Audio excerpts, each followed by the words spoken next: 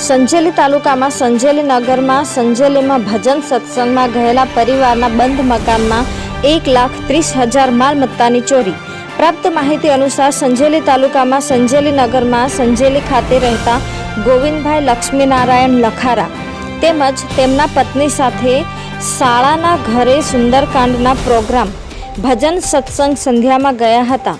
પોતાની ધર્મપત્ની સાથે ત્યારે ગત રાત્રિએ ચમારિયા રોડ ઉપર રહેતા રહેણાંક વિસ્તારમાં જ ચોરોએ બંધ મકાનના તાળા તોડી નાખી ચોરીની ઘટનાને અંજામ આપ્યો હતો। ત્યારે દંપતી પોતાને ઘરે આવે છે ત્યારે તેમના ઘરના તાળા તૂટેલા જોવા મળે છે તો ચોંકી ઉઠે છે, જેમાં ગોવિંદભાઈ ઘરે ચોરીનો કિમિયો અપનાવી તાળું તોડી અને ઘરમાં પ્રવેશી અજાણ્યા ચોરોએ ઘરમાં પડેલી તિજોરીમાંથી હાથ સફાયો કર્યો હતો, જેમાં સોના ચાંદી રોકડ રકમ સહિત 1,30,000 મુદ્દામાલ સહિત અંદાજિત તસ્કરોએ ચોરી કરી પલાયન થઈ ગયા હતા।